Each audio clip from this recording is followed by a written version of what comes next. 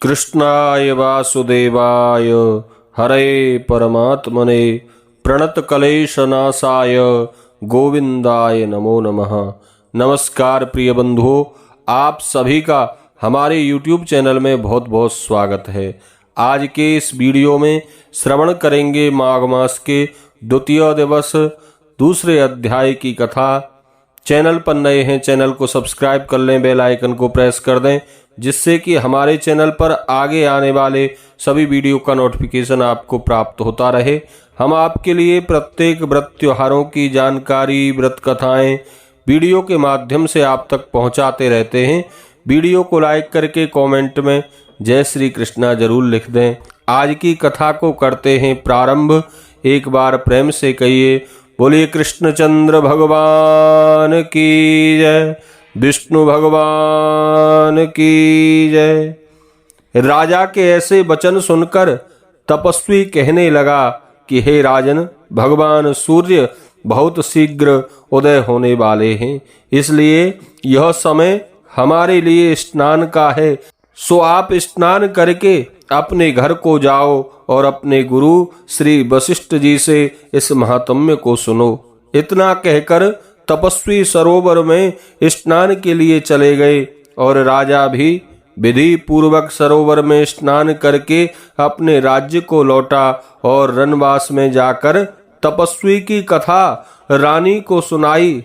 तब सूत जी कहने लगे कि हे महाराज, राजा ने अपने गुरु वशिष्ठ जी से क्या प्रश्न किया और उन्होंने क्या उत्तर दिया, सो कहिए। व्यास जी कहने लगे, हे सूत जी, राजा दिलीप ने रात्रि को सुख से सोकर प्रातः काल के समय ही अपने गुरु वशिष्ठ जी के पास जाकर उनके चरणों को छूकर प्रणाम करके तपस्वी के बताए हुए प्रश्नों के बारे में अति विनम्रता से पूछा कि गुरुजी, आपने आचार, दंड, नीति, राज्य, धर्म तथा चारों वर्णों के चारों आश्रमों की क्रियाओं, दान और उनके विधान, यज्ञ और उनकी विधियां, व्रत और उनकी प्रतिष्ठा तथा भगवान विष्णु की आराधना अनेक प्रकार से तथा विस्तार पूर्वक मुझको बतलाई है। अब मैं आपसे माघ मास के स्नान के महात्म्य को सुनना चाहता हूँ। सो हे तपोधन, नियम पूर्वक इसकी विधि समझाइए। गुरु वशिष्ठ जी कहने लगे कि हे राजन, तुमने दोनों लोकों के कल्याणकारी वनवासी तथा गृहस्थियों के अंतःकरण को पवित्र करने वाले माघ मास के स्नान का बहुत सुंदर प्रश्न पूछा है। मकर राशि के सूर्य के आने पर माघ मास में स्नान का फल गौ, भूमि, तिल, वस्त्र, स्वर्ण, अन्न, घोड़ा आदि दानों तथा चंद्रायण और ब्रह्मकूर्प व्रत आदि से भी अधिक होता है। वैशाख तथा कार्तिक में जप, दान, तप और यज्ञ का बहुत फल होता है, परंतु माघ मास में इनका फल बहुत ही अधिक होता है। माघ में स्नान करने वाला पुरुष राजा और मुक्ति के मार्ग को जानने वाला होता है। दिव्य दृष्टि वाले महात्माओं ने कहा है कि जो मनुष्य माघ मास में सकाम या भगवान के निमित्त नेम पूर्वक माघ स्नान में स्नान करता है, वह अनंत फल वाला होता है। उसको शरीर की शुद्धि, प्रीति, ऐश्वर्य तथा चारों प्रकार के फलों की प्राप्ति होती है।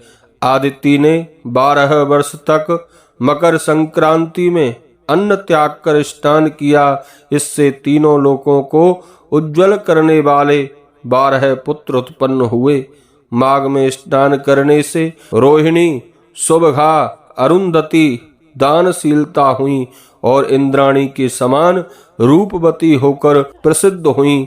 जो माघ मास में स्नान करते हैं तथा देवताओं के पूजन में तत्पर रहते हैं, उनको सुंदर स्थान, हाथी और घोड़ों की सवारी तथा दान को द्रव्य प्राप्त होता है। अतिथियों से उनका घर सदा भरा रहता है और उनके घर में सदा ही वेद ध्वनि होती रहती है।